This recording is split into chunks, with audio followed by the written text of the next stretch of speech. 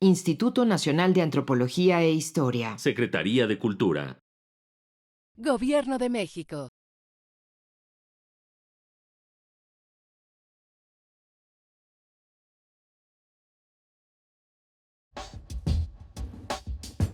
INA a la carta.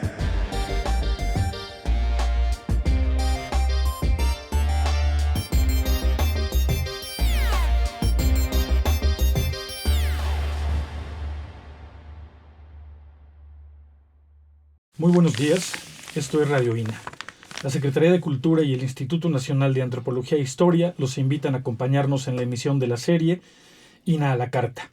Mi nombre es José Luis Vera y en esta ocasión contamos con la presencia, por segunda ocasión, del profesor Nicolai Zorin Dragan y de Amalia Montoya, quien amablemente nos va a apoyar en la entrevista, colega antropóloga también. Gracias. Bienvenido. Thank you very much. Okay. El tema de hoy es discurso político y sociedad. Voy a hacer una breve semblanza de nuestro invitado, que como digo ya estuvo aquí hace 7 años, más o menos. Quiero decir que el doctor Nicolai Zorin Dragan es doctor en Ciencias de la Comunicación y profesor colaborador de la Facultad de Comunicación y Relaciones Públicas de la Universidad Nacional de Estudios Políticos y Administración Pública de Bucarest, en Rumania. Y ha desarrollado investigaciones sobre diversos temas. De hecho, hace un rato me comentaba su formación multidisciplinar o transdisciplinar con orígenes matemáticos, lingüísticos, en fin.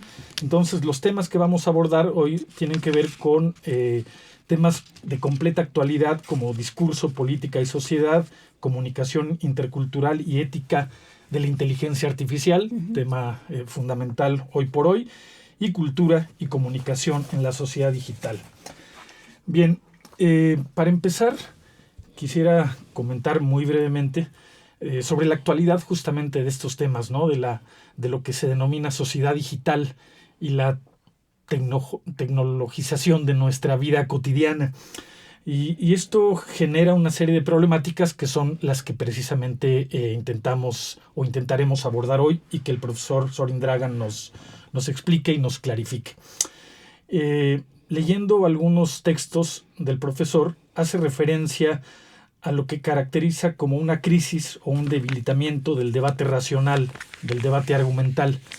Y me gustaría saber, la primera pregunta se referiría precisamente a cómo caracterizar esa crisis o este debilitamiento del debate racional, sobre todo en un contexto donde es frecuente escuchar frases como una mentira repetida 1000 veces se convierte en verdad, o cosas aún más radicales como la verdad hoy es irrelevante. Entonces, ¿cómo caracterizar esta crisis del debate racional? Okay, first of all, thank you, Dragan, and thank you for coming here again 7 years later.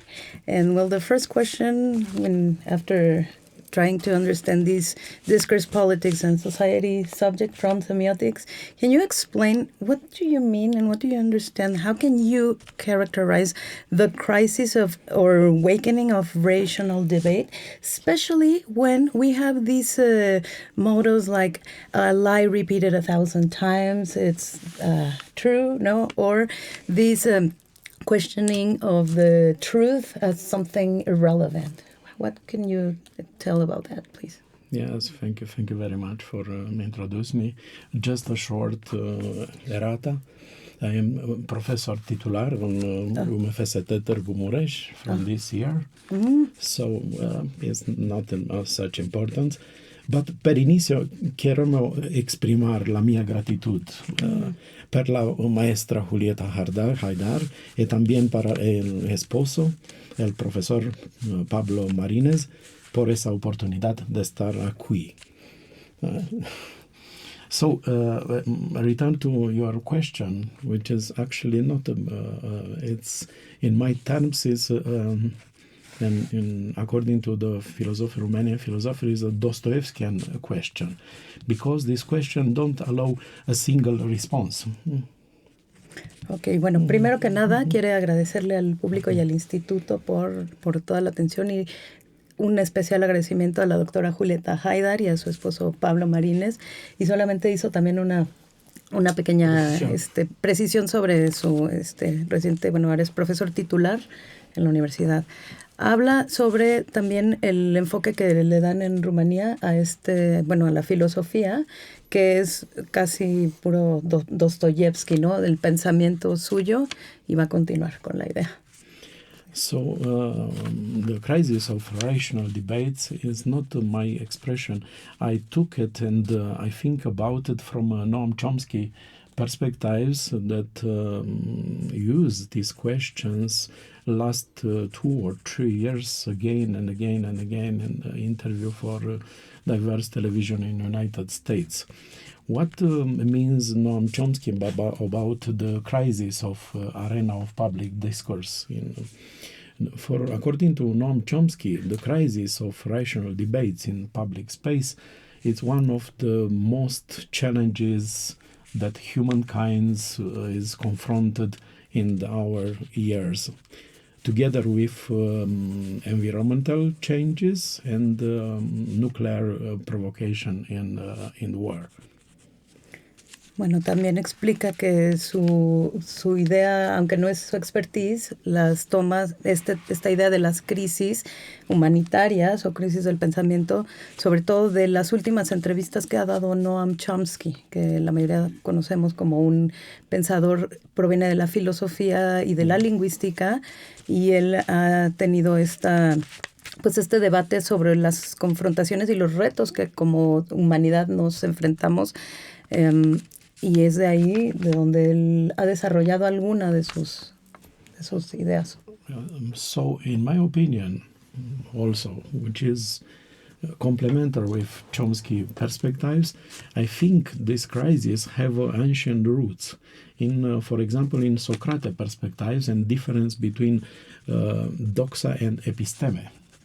According to this philosopher, already you know, the dogma refers to our opinion, which is relevant for everybody, and every part of us have their own truth, and the epistemes, which have the value. It's followed by some certain values of the truth, which is learned, which is acquired by experience, by learning, by competence, and so on.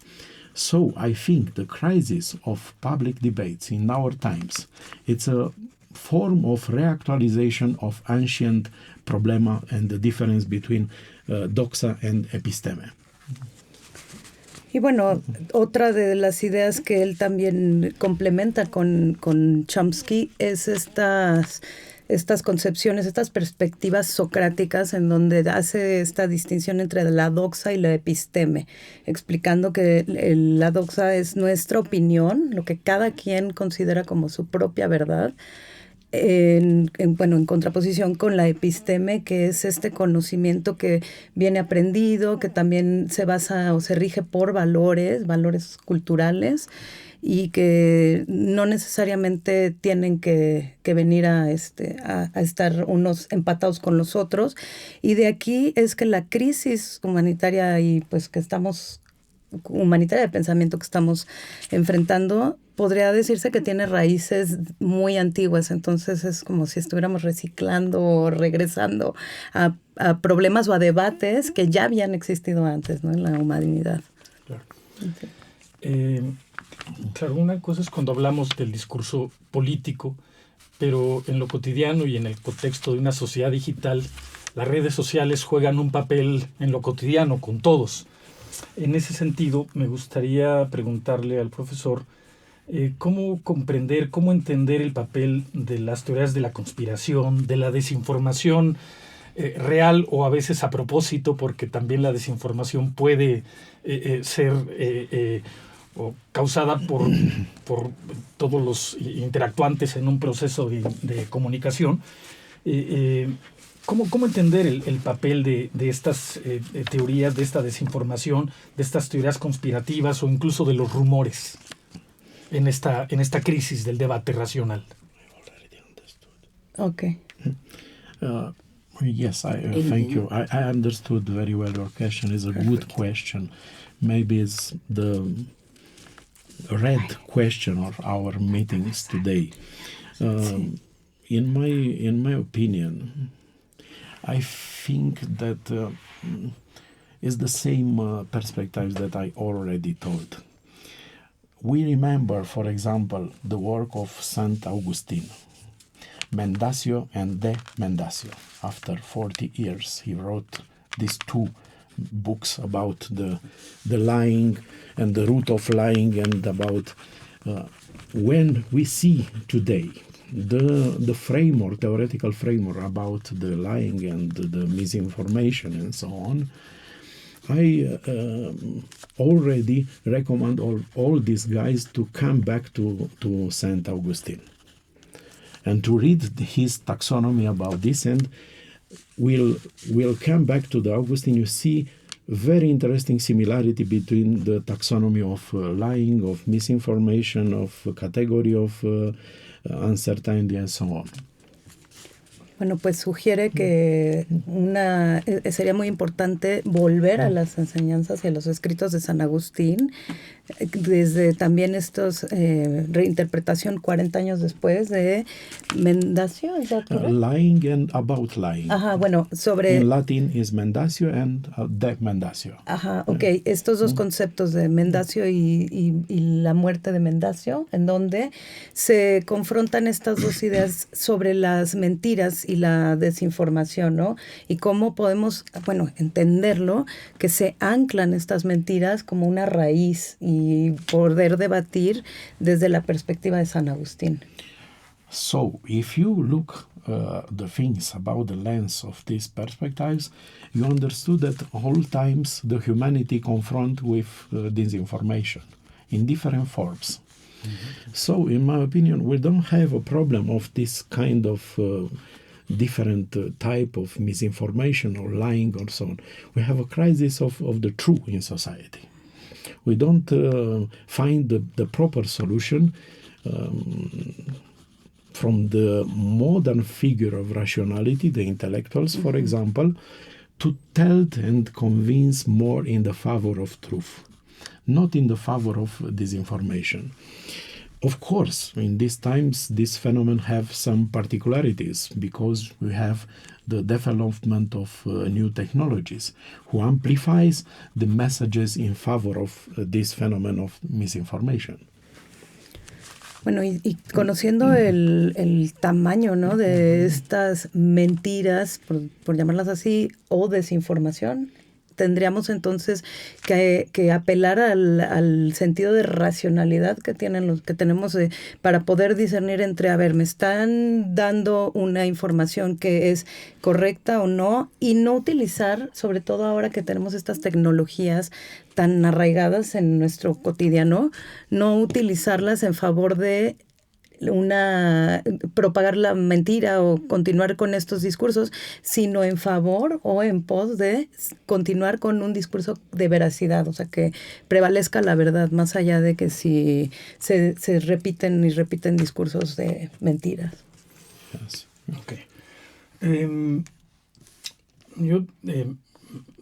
Estamos presenciando una polarización política a raíz de estos discursos que involucran rumores, fake news, en fin, ¿no?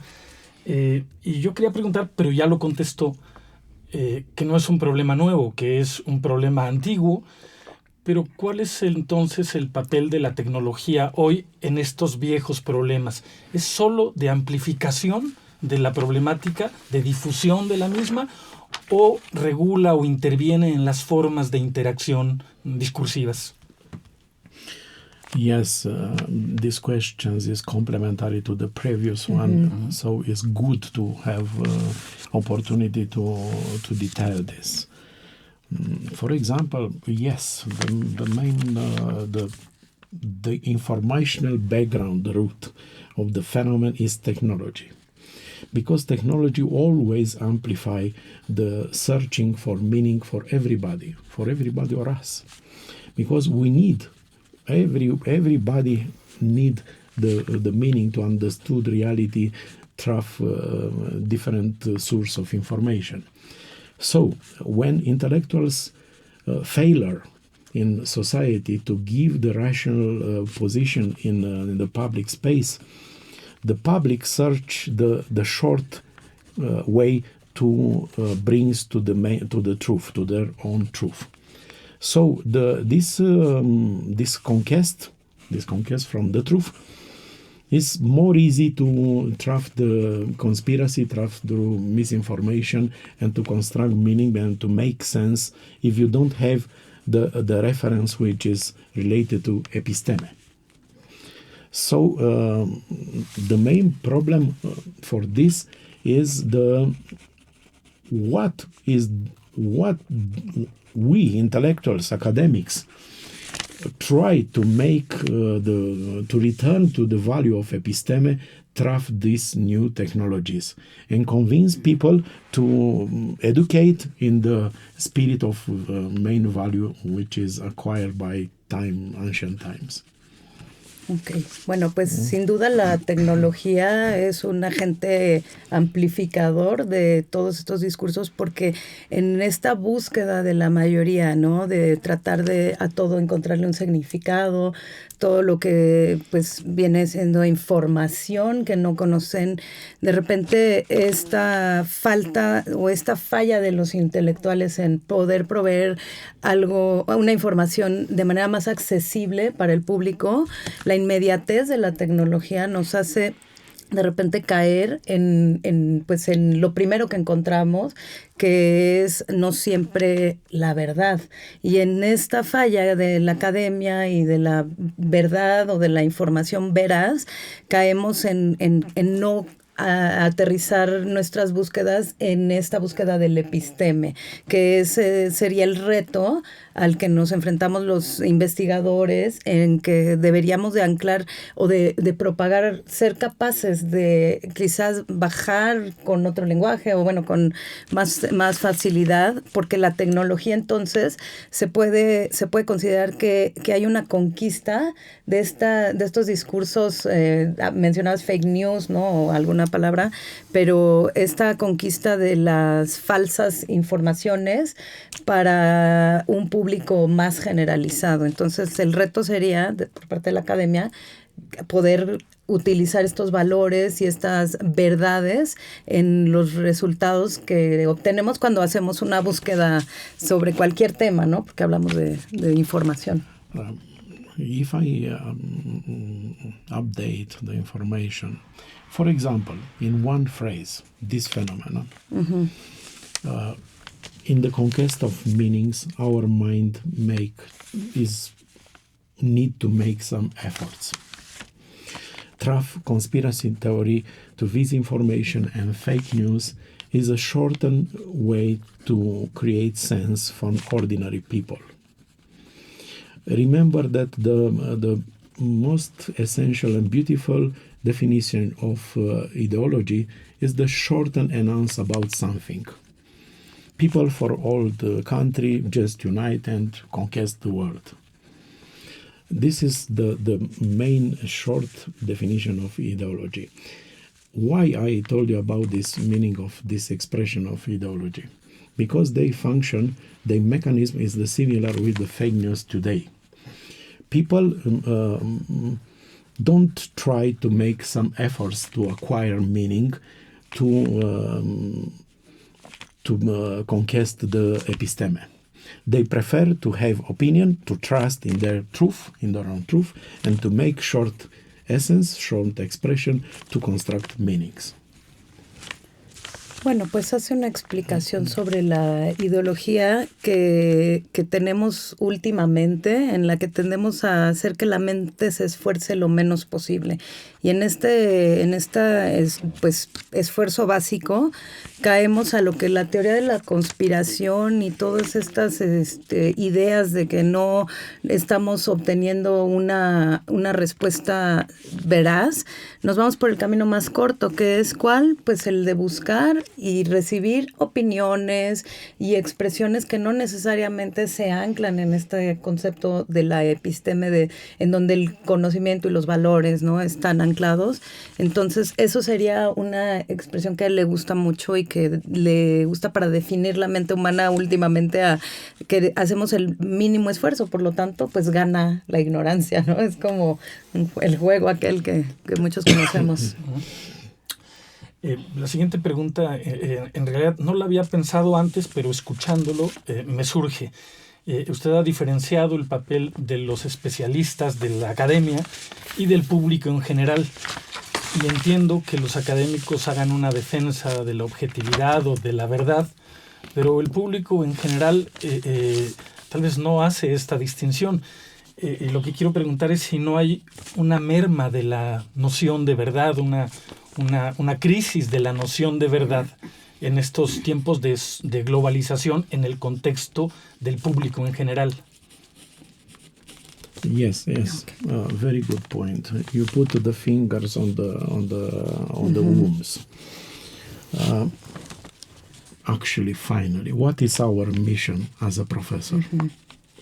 Not to construct the culture of truth in society, not forgive just information to the large public, but to educate it in the manner of semiotics, what semiotics understood about this, in searching to help the public, our students, to find the truth, not to impose our objective truth.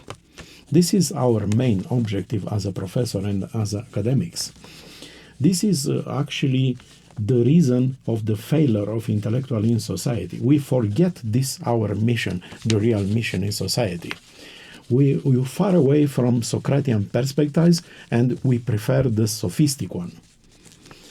Socrates, as you know already, that I told the second time, so for them, Socrates always spoke about in public about the own truth, which is not imposed by him. Socrates help you to discover the truth inside of you. We forget, as academician and as a professor, the things like this. We prefer the sophistic view and to catch the eyes to the public and to tell that publics want to find, to allow and to hear. Pues creo que fue una pregunta muy buena y puntual, porque es justamente la crítica que él hace a la academia, en el sentido de que hemos perdido de vista esa misión que tenemos, pues, como profesores, que no es simplemente el imponer nuestra verdad y lo que nosotros pensamos que es la verdad, sino, o sea, no simplemente dar información, sino educar en este proceso semiótico en el que pretendemos que la gente pueda buscar e investigar lo que consideran que podría ser una información verídica, porque hemos olvidado quizás según su idea, hemos olvidado esta misión que tenemos en la sociedad como profesores, como investigadores, de seguir esta línea socrática en donde no es imponer una verdad, sino educar en que quien esté buscando esa verdad sea capaz de no irse por lo mínimo y lo que pareciera ser una verdad, sino tener los pasos para poder llegar a una verdad un poquito más compleja, no tan lo simple, ¿no? Entonces hace esta diferencia entre la idea socrática con la idea sofista, que es pues lo que encontramos a primera vista. Entonces, muy bien. Decía el Henry David Thoreau, este escritor norteamericano del siglo XIX, que el ser humano se había vuelto instrumento de sus propios instrumentos, ¿no? Y usted ha hablado ahora del papel de la academia, yo diría, pero también los medios juegan un papel importante, no solo la academia. Entonces, bajo esta perspectiva del desarrollo tecnológico, me pregunto yo, ¿hay marcha atrás? ¿Podemos detener este especie de ferrocarril que va rapidísimo en una cierta dirección y del cual parece que no podemos bajar? ¿Hay la posibilidad de replantearlo, academia y medios? Well, he's explaining how in Henry David Thoreau's idea, no, that man has become the means of their own means. Is there this idea of coming back, or have we reached this point of no return, no, in terms of how we have got into the easy way to get the information, not research? No, what do you think? Do we have hope, or we are? Related to this question, I remember in 1992, I think, a short episode that Umberto Eco brings the Doctor Honoris Causa at University of Urbino in Turin, in Italy.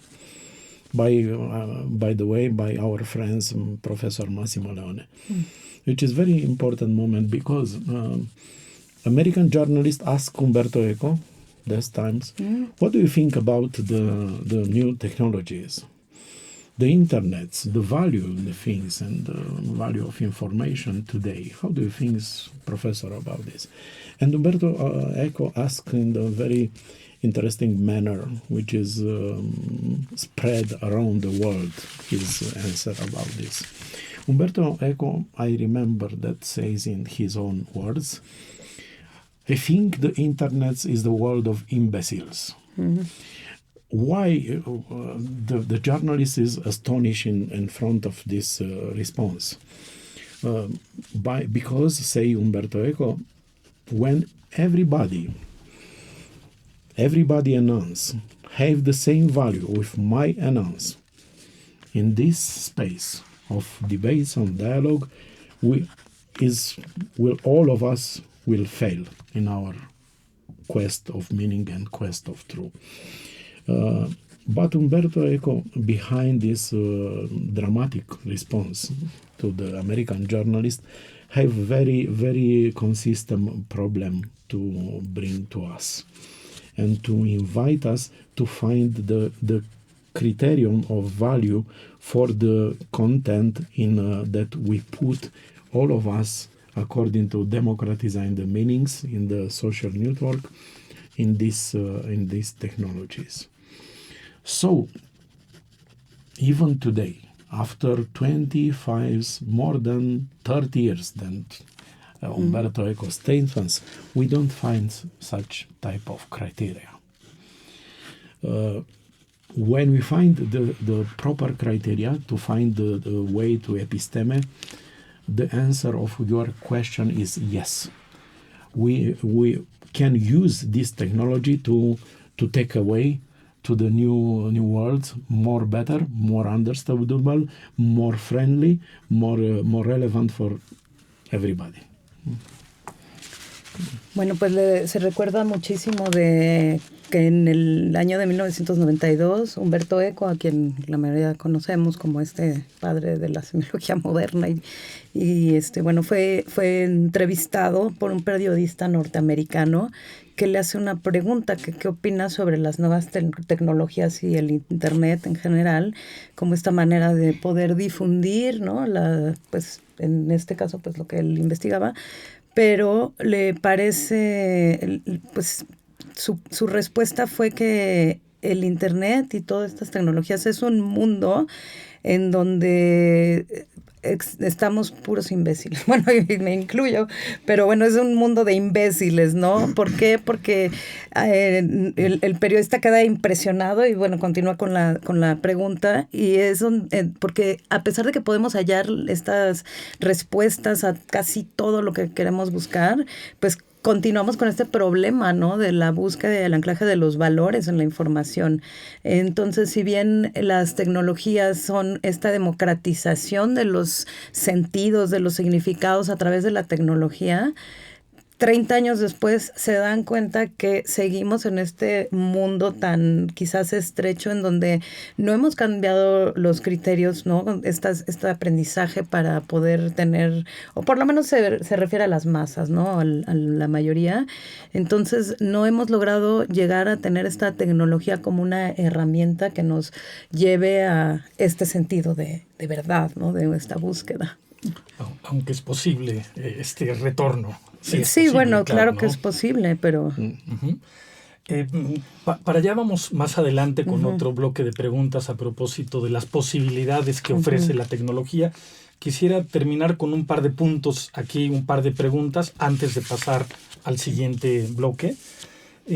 Así como hace unos momentos preguntaba yo si la noción de verdad no se ha mermado, no se ha debilitado, en ese mismo sentido surge otra categoría analítica fundamental que es el de la ética, ¿no? Y claro, en un contexto como este que estamos viviendo, con tales niveles de información o de desinformación, ¿tiene sentido hoy una noción de ética de la comunicación? Entiendo que sí, porque he hablado cuál es el papel de los académicos, pero claro, en un mundo donde pues, los algoritmos parecen potenciar el conflicto más que el acuerdo, me surge la pregunta si tiene sentido una ética hoy. I'm very happy to put this question because it's very relevant in our discussion. For what reason?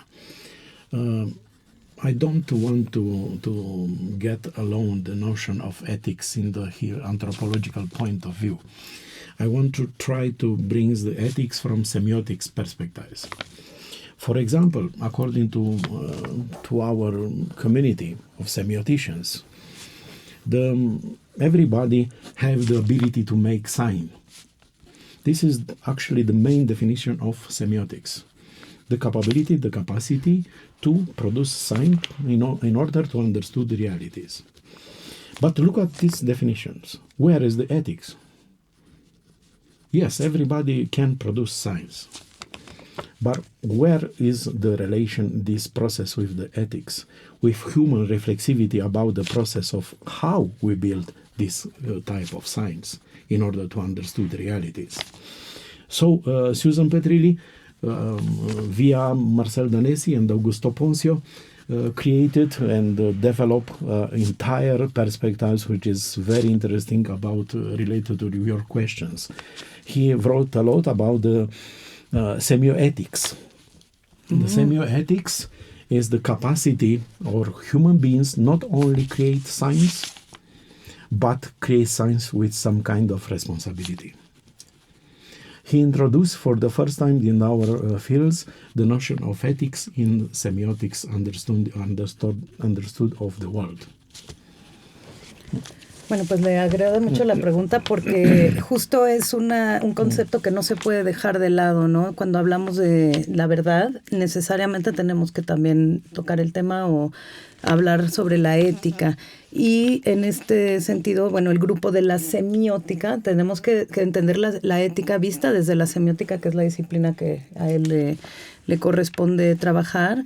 Se habla siempre, ¿no?, de esta idea de que cualquiera somos capaces de producir sentido y significados, por ende, cultura y ciencia. Y dentro de estas definiciones, con estos procesos de producir, nos vemos en la necesidad de tomar la ética como parte de la ciencia. Entonces varios autores, Susan Petrilli, Marcel Danesi y Augusto Ponzio.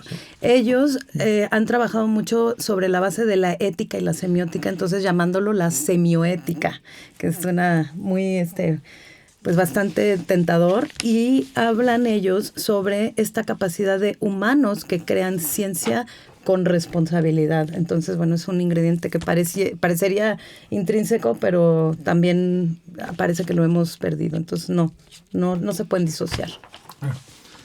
Solo quiero recordarle a nuestra audiencia que el tema de esta ocasión es discurso, política y sociedad, y que contamos con la presencia del doctor Nicolás Sorindragan y de la antropóloga Amalia Montoya.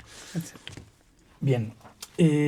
Antes de pasar al siguiente bloque, pienso como antropólogo, ¿no? Cómo el mito en sentido antropológico es una forma de justificar un determinado orden de las cosas del mundo. Y me preguntaba si este escenario que estamos viviendo de desinformación o propiamente las teorías de la conspiración no juegan el papel de nuevos mitos en esta sociedad digital que justifican diferentes formas de ver el mundo y diferentes formas de confrontación entre esas visiones del mundo. No son entonces como una especie de nuevos mitos o mitos contemporáneos. Yes. It's also this question I included in the Dostoevskian perspectives. Because this question don't allow a single answer, a right answer, and so on. These questions means and need to reflexivity and entire debates around this. For example, the notion of myths that you mentioned there depends of according who we understood the myth. In anthropological point of view, according to Levi-Strauss, for example, and structuralist, yes, you have your rights. And also with Mircea Eliade, and professor of history of religion. The myths like a representation of reality to give sense and order and reactualization of this symbolic order every time when we need for the reason to social cohesion, to create meaning and put the social relationship and work together. But we have the notion of myth according to Roland Barthes. According to Roland Barthes, we have the modern mythologies, which means that everybody and even a small community can construct a sub-particular myths. Some of them is myth about consumption, like object of desire. We construct the entire narratives around our object. This is the myth of consumption, for example. So, from these perspectives, you're right. The conspiracy theory and these kinds of narratives, modern narratives, functions like the modern myth for particular community and particular tribes, from according to expression or other academicians. What is the difference, actually, between the modern myths and the ancient perspectives meaning of myths? In my opinion, I'm not an anthropologist, but we work with the heavy treasure of anthropological point of view to understand what is behind in the sign from semiotics point of view. So for all of us is necessary to know something about anthropological roots of meanings. So for me, the main problems is where is the real value behind the modern myths. What kind of value produce this modern kind of myths? What is the position of the man or everybody or us in front of modern myths related to real value? So for me, this is the real problem, not the way when this modern mythology function today helps by modern new technologies. Bueno, pues en este tenor de los mitos y de las definiciones sobre cómo abordamos el mito y las confrontaciones que con estos podemos poder apoyar para definir, él siempre va a irse por esta definición dostoyevskiana, ¿no? Que tiende a ser bastante grande. Y necesitamos entender esta reflexión de los debates, la noción de mitos desde la idea de quién los está definiendo. Si es, por ejemplo, desde una perspectiva levi-straussiana, estructuralista, desde la visión de Mircea Eliade y desde la idea de que los mitos son una representación de la realidad, ¿no? Entendiendo que con ellos se le da sentido, se le da orden, cohesión a las tradiciones de las comunidades. O, por ejemplo, también tenemos la otra visión de Roland Barthes, en donde habla de mitologías modernas, define también no nada más esos mitos tan antiguos o, viejos en las comunidades, como de los orígenes, etcétera, sino ahora ya un debate con las mitologías más modernas, en donde también le permite, ¿no?, haber otros actores creadores, como pueden ser las comunidades más modernas, que no necesariamente estamos hablando de un pueblo ancestral, sino comunidades incluso más pequeñas, que tienen como eje un cierto consumo hacia ciertas ideas que objetivizan en estos mitos, ¿no?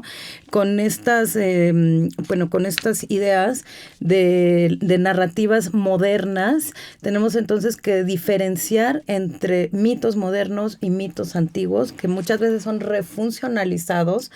Y en su opinión, ya que él no es antropólogo, pero bueno, entrándole al trabajo semiótico, tenemos temas en común.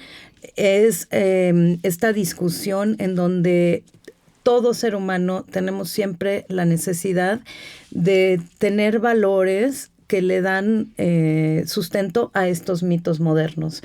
Que no, entonces podemos pensar que aunque contraponen quizás con tradiciones o con cuestiones de valores antiguos, pues el día de hoy es ver quiénes los están produciendo, y no tanto el problema sería ver cuál es el mito o cómo es, sino para qué nos está sirviendo y cómo es que lo están generando estas nuevas comunidades, que podría ser la necesidad que tienen, ¿no? Que no hemos perdido como especie, como ser humano, esta idea de tener mitos detrás de nosotros, ¿no? Entonces los estamos recreando. Sí, bueno, al fin y al cabo somos seres humanos y los mitos han estado presentes en nuestra propia formación como humanidad. Quisiera pasar a un tema tan actual, pero que a mí me interesa particularmente, que tiene que ver con la inteligencia artificial, los usos de la inteligencia artificial y la comunicación intercultural.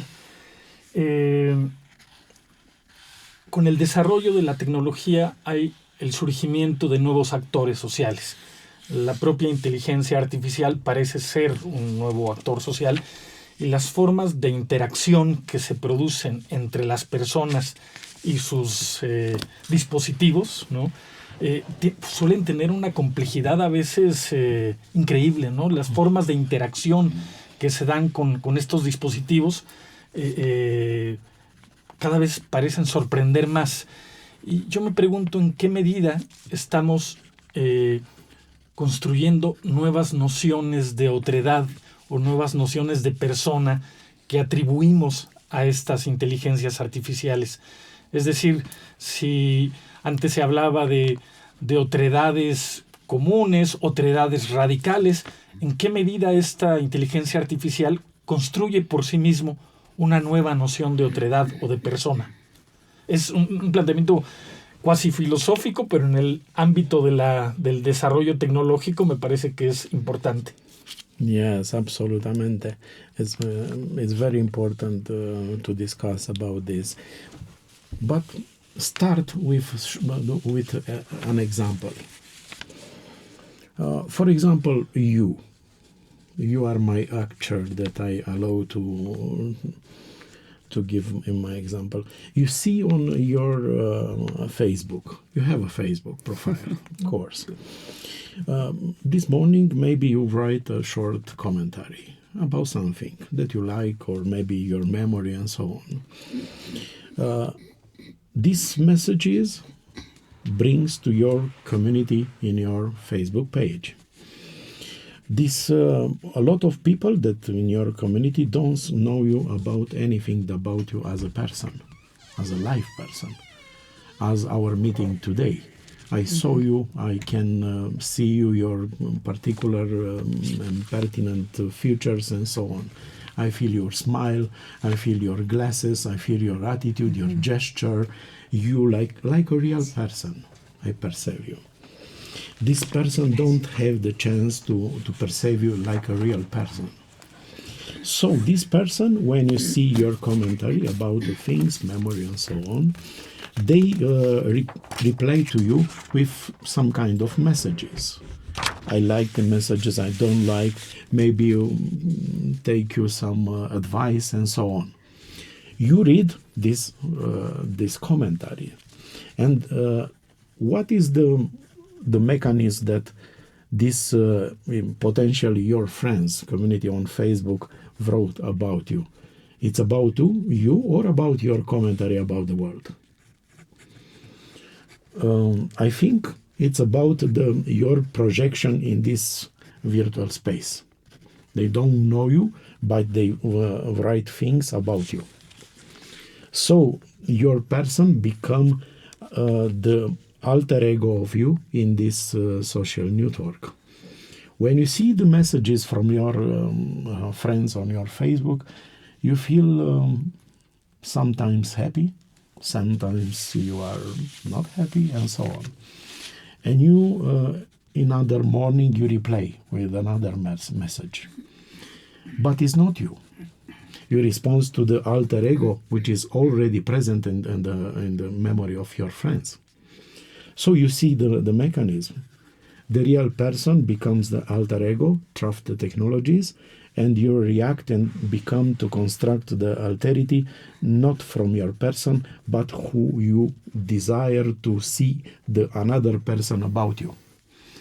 So this is interesting question, but if every person understood this mechanism, maybe for everybody of us is more easy to understood and make connection with social network. Another important question is related to AI that I respond after Amalia. Bueno, para responder esto, él da un ejemplo que la mayoría podremos entender, en donde piensa en cómo nos levantamos cada mañana y ponemos un mensajito en Facebook, que la mayoría de la gente tiene, no sé, Facebook, Twitter o alguna cosa, en donde escribes un comentario y mucha gente que tienes tú entre amigos o bueno, que se hacen parte de tu comunidad, ellos, la mayoría de los casos no te conocen y sobre todo no te están viendo, ¿no? Sobre esto que estás escribiendo, entonces se vuelve muy impersonal porque no te pueden sentir, no pueden ver pues cómo se ven incluso tus lentes, tu calor, tu sonrisa, tus ademanes, ¿no?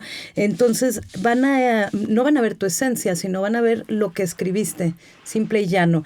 Van a responder a estos mensajes con X comentarios y nosotros lo vemos. Entonces no es tampoco una interacción con otra persona, sino es a través de argumentos que se vuelven proyecciones de nuestro alter ego, que es respondido por el alter ego de otros, y nosotros cuando vemos muchas veces los comentarios pueden agradarnos o pueden no agradarnos, pueden hacernos sentir diferentes cosas, a veces felicidad, a veces algún malestar, pero no es más que este alter ego de las respuestas de otras personas que también están proyectándose en lo que nosotros escribimos. Ahora, estas respuestas no están hechas por personas reales, ¿no? No están hechas, sino que es un mecanismo por el cual, o por medio del cual se están construyendo estas personalidades que, bueno, él las define así como el alter ego y va a continuar con la respuesta, nada más era para hacerlo no tan largo. Sí, sí. Always, when I see this kind of behavior, which is familiar for each of us, I understood and I have some reflection about the value of dialogue, the real dialogue. When I come to the restaurant, for example, I see the people who communicate in the same table, draft the Facebook, our phone, and so on. Where is the value of dialogue? How these people lose something very important in that moment, because that moment of the presence, or our presence today, for example, is unique. We don't have the chance to reconstitute these moments in the real condition, in the same times, in the same manner, and so on. So this is the value of the dialogue, the real dialogue. We can have the chance to feel each other and share experience, to joy about the nature, about the particular moment of the time. Mediated technology don't have this type of chance. you lose the experience of the immediateness. You lose the experience of the real presence of the other in your time. You lose a lot of things. You lose entire experience of dialogue, actually. And for me, even today, this experience have a particular nostalgia for the real dialogue. Bueno, pues simplemente el hecho de no tener a la persona presente, ¿no? Continuando en esta idea de que cuando estás interactuando con alguien por vía de las redes sociales, no es inmediato, ¿no? Entonces, este proceso de la inmediatez y de la experiencia de un diálogo real, o sea, real se refiere con las personas físicamente presentes, se pierde. Entonces, perdemos pues el momento, perdemos esta experiencia y esta capacidad, este privilegio, por ejemplo, de ver, ¿no? Estos otros mensajes que estamos emitiendo y recibiendo, y eso es algo invaluable, porque si no tienes a la persona interactuando frente a ti, no puedes saber, te pierdes de todo esto. Entonces, esto es lo que para él es el principal problema de estos nuevos actores, ¿no? En los que nos convertimos, o lo que nos estamos produciendo a través de las tecnologías y las redes sociales. Bien. Somos seres culturales. Los seres humanos creamos la cultura, y la inteligencia artificial y estas tecnologías son el producto de la ciencia e indirectamente de la cultura humana. Pero a veces parece que nuestra forma de pensar la tecnología y el futuro está mediado casi por la ciencia ficción. Yo diría el futuro ya llegó, ya está aquí, ¿no? Uh-huh. Y pensaba cómo en esa ciencia ficción a veces había el miedo de la aparente separación o toma de conciencia de la tecnología, de la inteligencia artificial. No sé, pienso en HAL 9000, en la película de Kubrick, ¿no? Uh-huh. O pienso en Blade Runner, en estos replicantes que toman conciencia. Más que preocuparme ese miedo al futuro o a la toma de conciencia de la propia inteligencia artificial, yo me pregunto qué tanto esta inteligencia artificial es capaz de generar cultura por sí misma, siendo producto de la creación de seres culturales como somos nosotros. ¿En qué medida es capaz de generar cultura la inteligencia artificial? This is the very sensitive topics, of course. Because we also have the Dostoevskian question. But, for example, a couple months ago, the main theme of interesting conference in Sozopol, it's about AI creativity. Related to this, I already have some topics and have the chance to begin to discuss with our maestra, Julieta Haidar. For example, if you want a structural answer of this, the optimistic one is yes, the AI have the capacity to create cultural artifacts. But this is not the main question, because the culture in our perspectives means more than that. Not only to create artifacts. We as humans understood culture. This is the first step to our cultural encounters with the others. We can share these cultural artifacts, their meaning, their symbol of the reality, and so on. So this is the main problem of AI in the present. They don't have this social capacity to transmit the meaning of what they already created. They have the capacity to create it. So another question who arises from this is this capacity of AI to produce cultural artifacts means that they have access to some kind of memories, cultural memories, or not. This arrives on other questions. about creativity. Why? Because when you have access to cultural memory, if you are artist, you must know what is in your area to the point of view, to create something new, something interesting for the others. So for me is this question have a lot of answer of a lot of perspectives. But another point of view, not functional one or social relevance that I mentioned before, is the philosophical positioning about these questions. How we define creativity, actually, after all? All human beings have this capacity to be creative, in some sense. All of us have capability to create cultural artifacts and they give meanings. But it's enough to these cultural artifacts to share values, real values. What do you mean about the real culture? So is an open question. We find maybe we find the new answer during the development of new understood of our relation with eye artifacts. I open to understand. I have my doubts about this. I search, for example, from semiotic point of view at that conference, from tools to evaluate the creativity of eye cultural artifact. I propose some framework to analyze this type of creativity, but the question remains open. What is our position from cultural understanding of the world?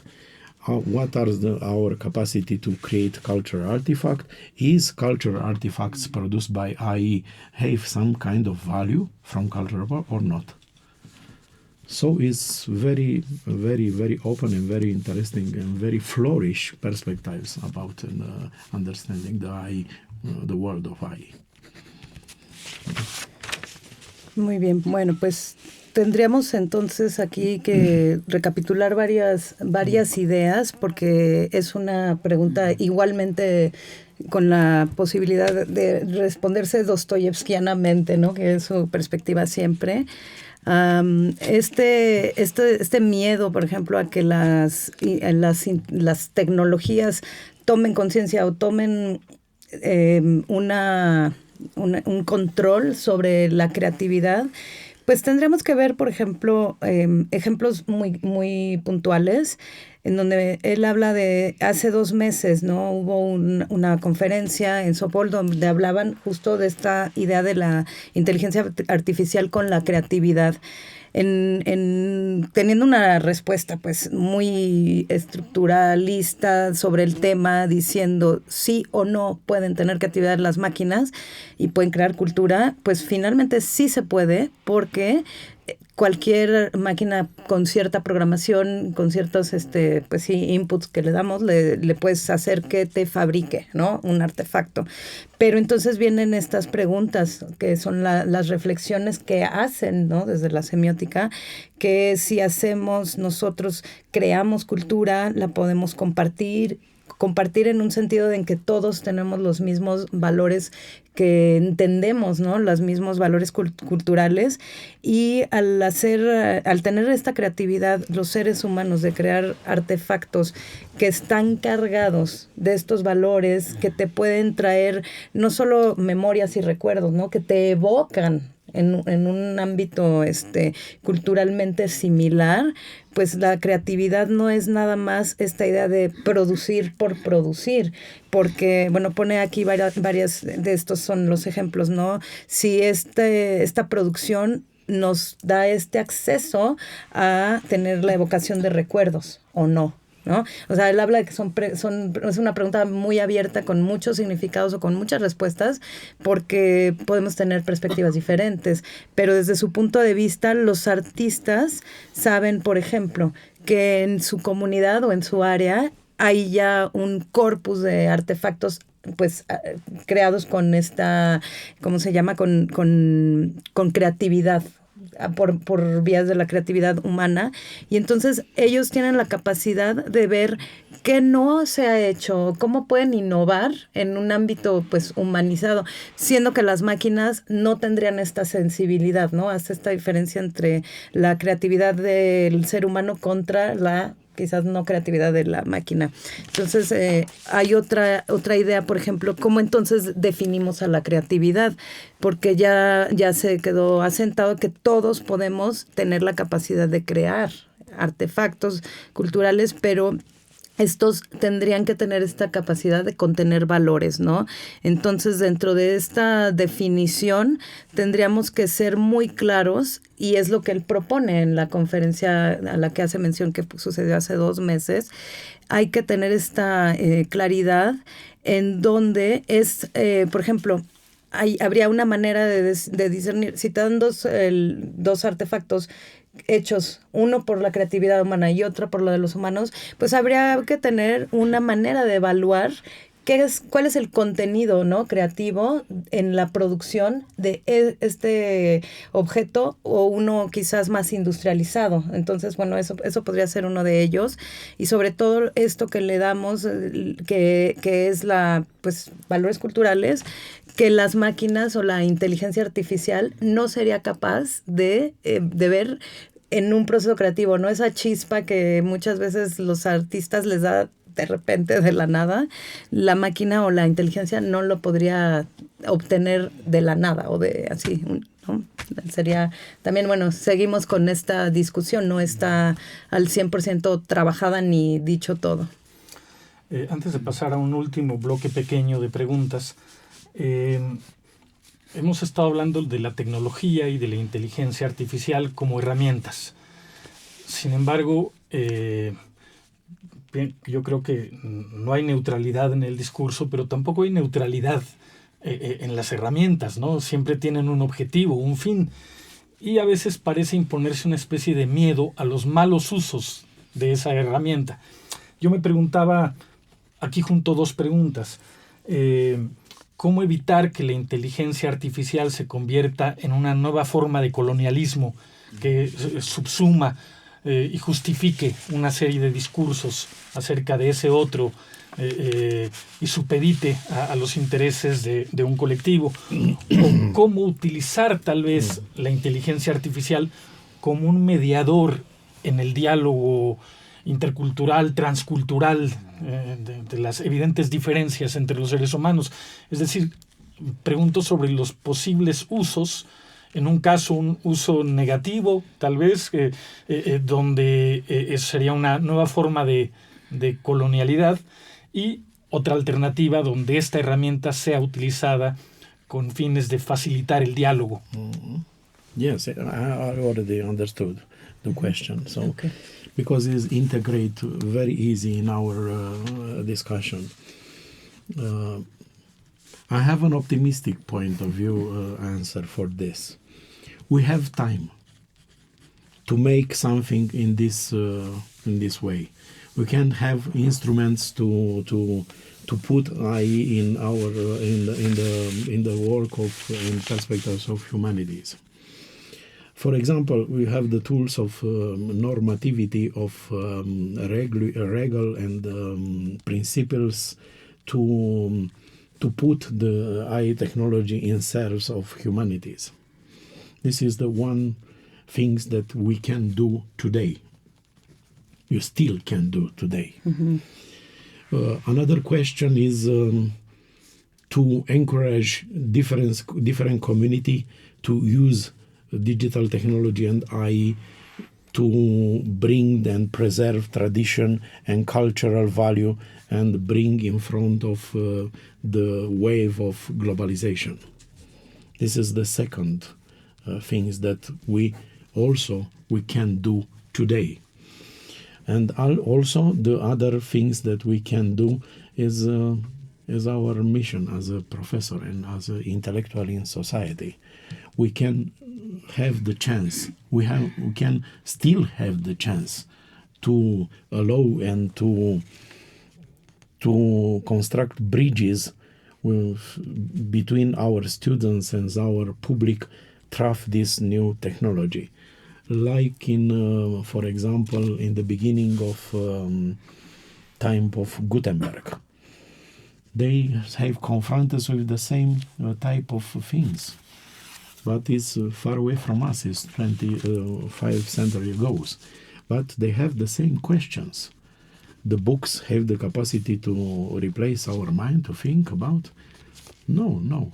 We can transform our technologies in tools that help us to, in the sense, to mediate meaning in society.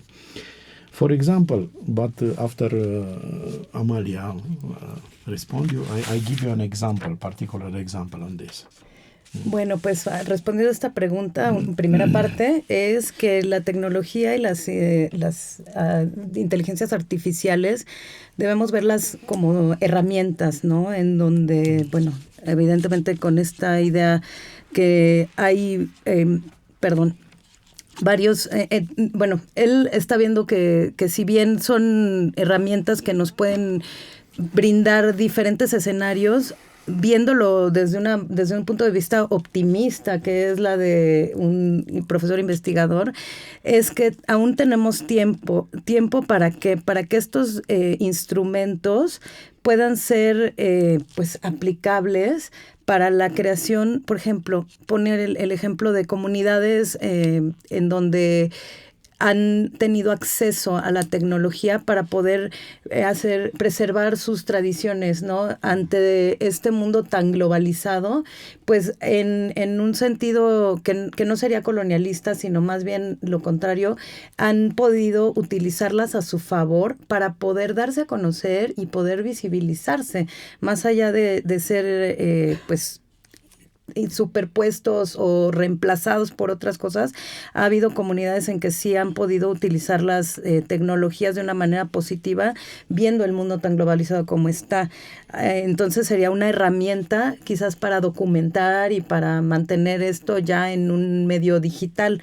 Él habla también de este tiempo que tenemos, ¿no? en la vida, en el mundo, que es la misión de profesor, de investigador, que es la de construir estos puentes, por ejemplo, con nuestros estudiantes o a través de incluso conferencias, programas como este, en donde se utiliza estos medios como medios de expresión y de difusión, sobre todo, por ejemplo, hablando, él cita ideas de cuando Gutenberg hace la imprenta, ¿no? Y entonces traen al mundo esto, pues, un libro escrito, o sea, ya ¿cómo se dice? La repetición de la información y que nos lo brindan ya acabado, ¿no? Y entonces tenía esta idea de si los libros iban a cambiar o iban a quitar esta idea de, pues, del que la gente iba ahora a pensar o iba a crear, y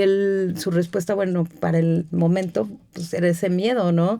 Como lo vemos ahorita de si las tecnologías o las nuevas inteligencias pueden suplantar la creatividad. Bueno, pues tomando en comparación este momento en el que nos trajeron los libros, pues no sucedió así. A lo mejor en un momento, pues en el principio sí nos vino de novedad, pero él quiere continuar con la idea. You want to continue with that idea of Gutenberg? Yes, with an example of this in favor of us. I have a lot of friends who do a lot of things very interesting related to this. For example, one of them is architect. These architects saw another perspectives of Romanian blouse ia. Everybody knows, I think, about the Romanian blouse ia, which is, for example, painted by Henri Matisse, the Romanian blouse ia.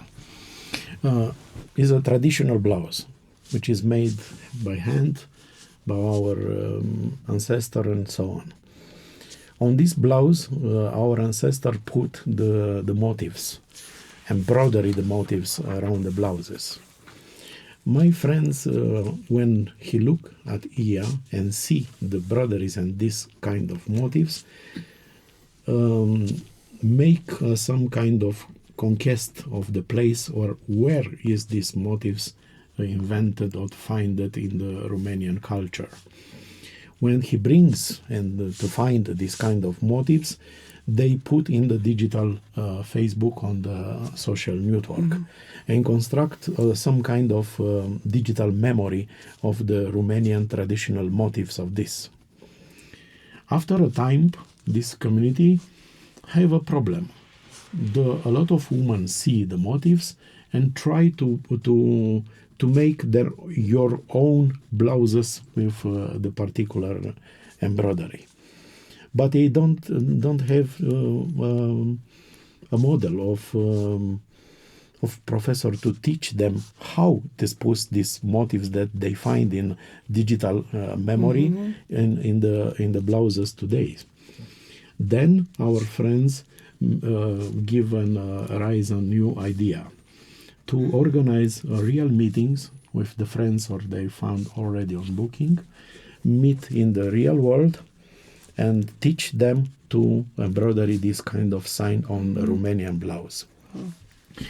So it's just an example that how we put the intelligence of digital memory in trough-mediated cultural artifact and to create something new. Why did you give such example? Because this woman, this architect, together with other women in Romania, fight for 4 and 10 years to put this particular practice of weaving of Romanian blouse in the memory of UNESCO, cultural heritage of UNESCO. After 10 years, this particular practice have success. This is good example that we can work together with AI, with digital memory, in favor of whole humanities. Nos da otro ejemplo que está increíble. Él tiene un amigo que es arquitecto, ¿no? Entonces nos habla del rescate de un tejido tradicional, de una blusa rumana muy tradicional. Podremos igual buscarla al rato para saber de qué nos habla. Que se dio cuenta que tenían todas ellas ciertos motivos y un cierto patrón en el bordado. Entonces a él se le hizo una cuestión muy interesante el tomar las imágenes, subirlas al internet y empezar ahora usamos la palabra viralizarlo, ¿no? Pero empezarlo a hacer como a replicar esta difusión de este tejido, en donde empezó mucha gente a retomar la idea de lo tradicional y empezaron a replicarla, entonces la gente empezó a crear su propia blusa, pero entonces quedaba faltante de, bueno, aquí tenemos los patrones, los motivos y el tipo de bordado, más no sabemos el proceso de cómo se fabrica, no sabían hacerlo. Entonces les siguió surgiendo la pregunta, bueno, ¿y si ponemos gente, o bueno, me imagino como una tutorial de cómo lo vamos a hacer, el bordado, etcétera, ¿no? Todo eso, cómo es el proceso de fabricación. Y esto tardó un poco más de 10 años en que la gente lo empezó a retomar, lo hizo suyo, ya podían hacer sus propias blusas, y esto derivó en que UNESCO, bueno, esto es la carpeta para que UNESCO pudiera aceptarlo como patrimonio de la humanidad. Universal. Ajá. Just a little example from this. The most beautiful and ancient Romanian blouse you can find in Romania. The most ancient Romanian blouse you can find on Metropolitan Museum of New York, for example, in Geneva Museum or another part of the world. So these guys understood before us that the need to preserve such treasure of the memory. Y bueno, como dato interesante, todas las blusas más antiguas que se pueden encontrar en Rumania no están en Rumania, están en el Metropolitan de Inglaterra, en New York. Y en Nueva York, en el Met de Nueva York y en Geneva. Y en Ginebra, en 2 museos. Claro. Entonces, bueno, ellos se dieron cuenta desde mucho antes que había que preservarlos y los pusieron en una vitrina de un museo, ¿no? Pero entonces ahora se está refuncionalizando a través de las tecnologías. Entonces sería un ejemplo de, optimista del uso de las tecnologías. Estamos terminando. Yo tenía más preguntas, pero ha sido un placer que me ha ido contestando las preguntas antes que las planteé, ¿no? Y eso, no sé si ese tipo de interacción se da fácilmente con una inteligencia artificial, pero entre personas Yes, se da. this is the secret. The mediator of translator is necessary at one point, but our translator have a presence, not like technologies. Amalia have a insightful presence in us. It's a different type of mediation. Mm-hmm. It's not technological mediation. My wife also, for example, is very good translation and understanding the meaning in different languages. Not like me. For example, I just intuit the language, the Spanish and so on. But this is the secret of mediation. Because it's not about technology, not about the form of translating information, it's about understanding the meaning. Bueno, pues esto habla un poquito sobre el papel del traductor o del mediador, en donde si fuera una máquina quizás no tendríamos este mismo entendimiento entre las tres partes y sobre todo para que el público pueda comprender lo que él está tratándonos de demostrar. Y es importantísimo porque pues en el mismo tiempo que estamos, decías, ¿no?, respondiéndole las preguntas en adelante, pues la idea de tener un traductor que no es una máquina, que no está fría, pues también ayuda a tener esta idea de lo que se está diciendo.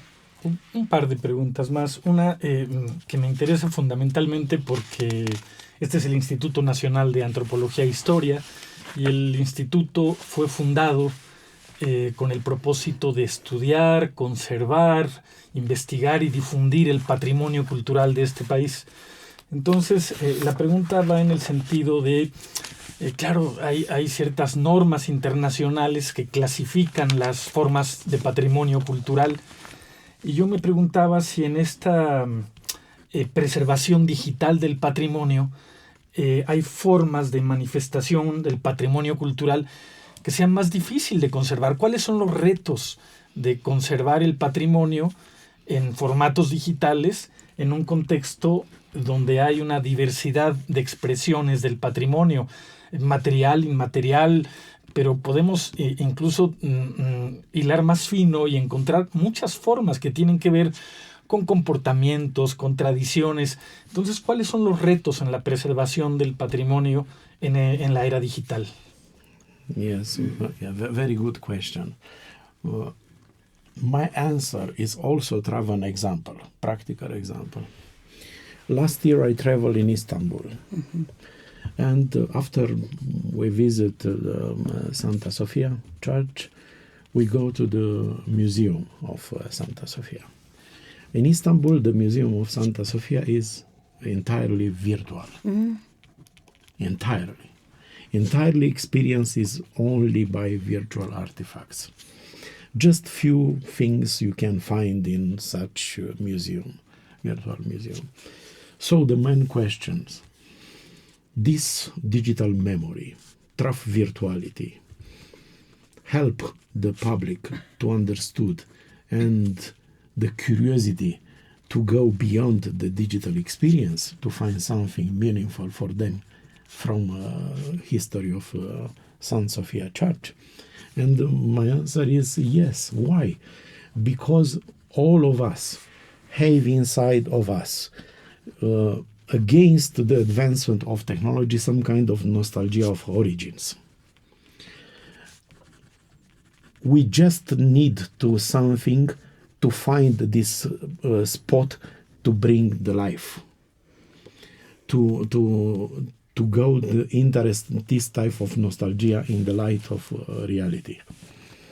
So the answer from my point of view is entirely and very optimistic. Yes. Para responder esta pregunta también trajo un ejemplo que es muy práctico y nos habla, por ejemplo, bueno, él visitó Estambul el año pasado con su esposa y con su familia, en donde al entrar a Santa Sofía es un museo completamente virtual, enteramente virtual. Eso quiere decir que había muy poquitas cosas tangibles, físicas, objetos, y todo entonces se lo dejan a lo virtual, a lo digital. Y entonces aquí le entra la pregunta, bueno, si la memoria digital es capaz, ¿no?, de ayudar al público, de sentir, de rememorar lo que sus raíces culturales le pueden proveer a través de imágenes que generan sensaciones, pues ya estamos cumpliendo con el objetivo. Y sobre todo, de generarles esta curiosidad de ir más allá, de quedarse nada más con lo visto y lo sentido, ¿no? No lo sensible del momento en el museo, sino que les genere esta curiosidad de investigar un poco más sobre sus orígenes, bueno, sobre lo que el museo nos está mostrando. Entonces, esta nostalgia sobre los orígenes, lo que nos está quizás detonando algo que puede ser virtual. Entonces, viéndolo desde este punto de vista, pues sí, es muy optimista y a él le parece que es una manera importante e interesante de cómo se preserva la cultura a través de medios digitales.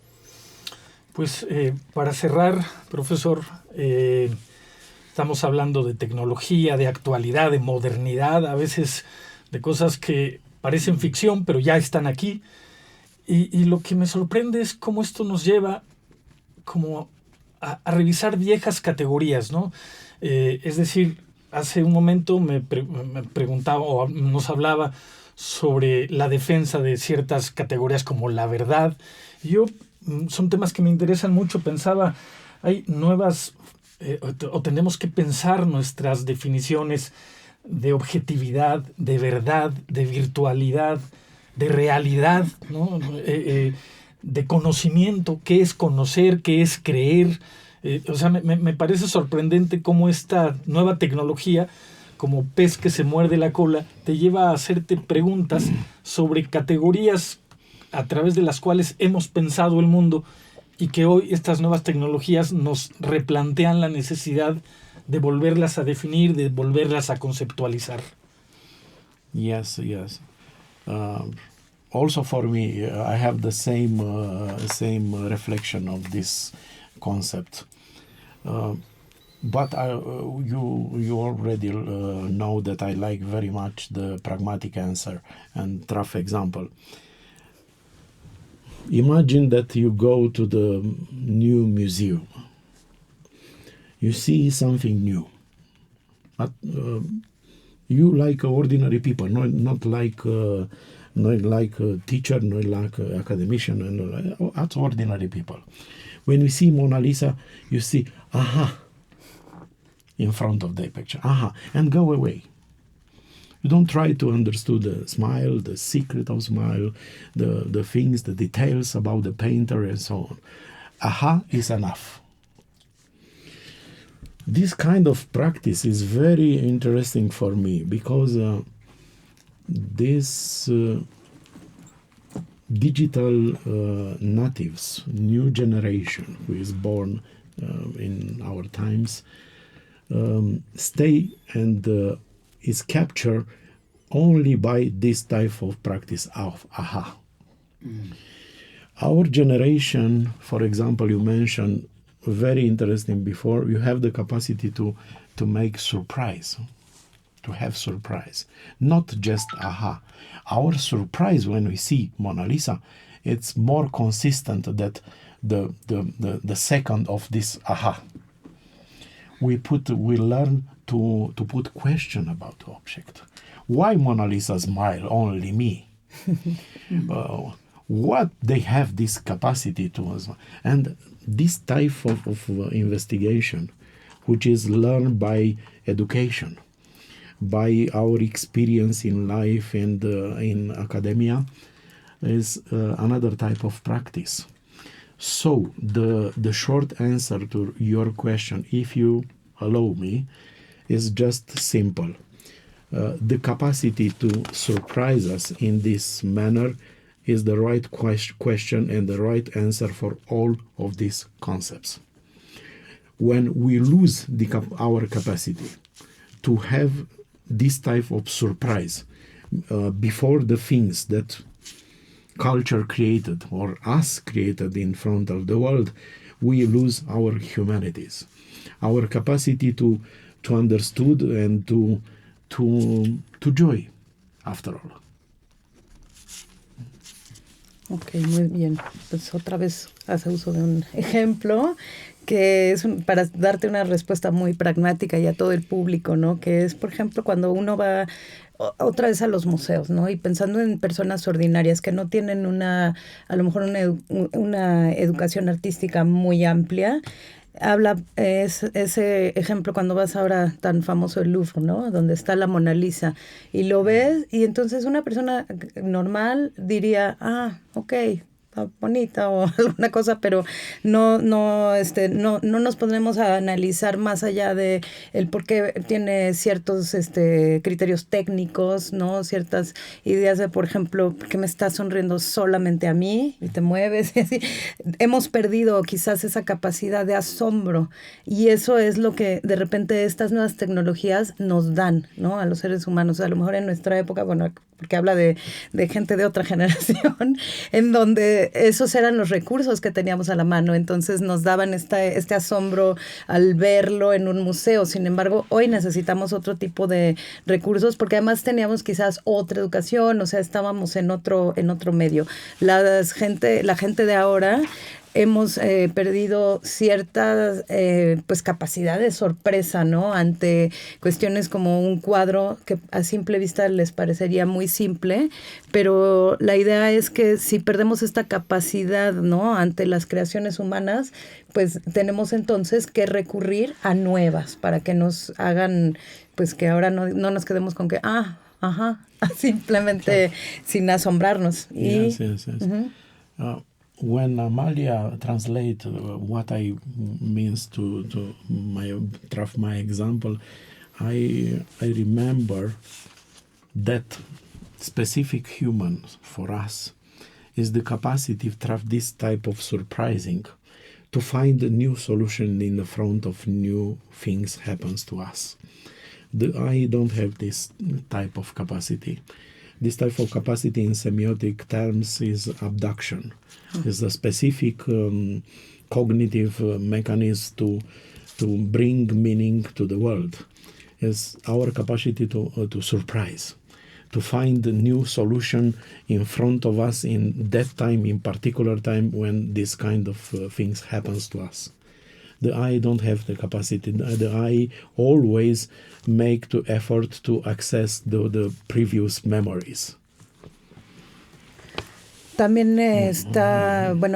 mientras estuve hablando, le surgió también esta otra idea de cuando tenemos un mismo problema, ¿no? De repente podemos tener otra solución o tenemos un nuevo pensamiento ante una misma cosa o un mismo cuestionamiento. Y a esto en semiótica se le conoce como el pensamiento abductivo, que es un mecanismo cognitivo por medio del cual tenemos como que tendemos a darle la vuelta a una misma solución para dar pues posibles nuevas soluciones, y es aquí, ¿no? Donde la inteligencia artificial pues no tiene esta programación o este pensamiento. Entonces, bueno, pues si nos otra vez anclamos en que el ser humano tiene todas estas capacidades, pues seguimos siendo muy optimistas. Muy bien. Pues sí, el ser humano es un ser de cultura, es un ser racional, pero también es un ser emotivo, uh-huh. Y eso es parte de nuestra humana condición. Yo quiero agradecer mucho esta charla sobre estos temas que son completamente de hoy, son vigentes, y que a veces uno se abandona a la tecnología y no reflexiona sobre este tipo de procesos que se dan. No sé si para terminar quiera añadir algún comentario que no haya quedado claro, en fin, algo para despedirnos. Yes, a short items for our meetings. I don't like any time, anywhere the finals. So I just put myself in the memory of 7 years ago, when I have the chance to be here in this studio. So for me, it's not just a meeting; it's just a familiar meeting with friends who give me the chance to speak to the public and to open new horizons and new way to reflect together about the main problem of society today.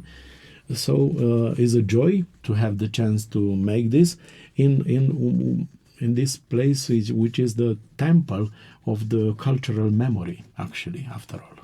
So thank you very much for this experience, for this opportunity, and give me the chance to think about our next meeting.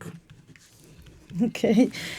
Pues bueno, no le gustan para nada los finales. ¿A quién nos van a gustar? Pero estando ya cerca del final, también durante la entrevista se acordó de cuando hace 7 años estuvimos aquí sentados en este mismo espacio, en este mismo estudio, donde pudo compartir con amigos y colegas, pero sobre todo le da mucho gusto en que esta fecha, en este día, ha podido discutir pues estos nuevos horizontes a los que la antropología y la semiótica se han cuestionado y se ha trabajado durante estos años, en donde estos nuevos problemas de la humanidad que se desarrollan en este templo de la cultura y del patrimonio, como lo es el Instituto, el INA, pues no le queda más que agradecer a todos y recordarnos que nunca hay un final, ¿no? Entonces es tiempo de pensar en una nueva visita que esperemos no sea dentro de mucho, que no sea en 7 años más. Claro.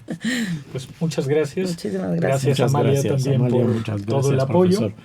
Muchísimas Gracias gracias. al público también. Muy bien, pues mi nombre es José Luis Vera y a nombre de Radio INA doy por terminada esta emisión que fue posible por la generosa participación del doctor Nicolai Zorin Dragan y de la antropóloga Amalia Montoya.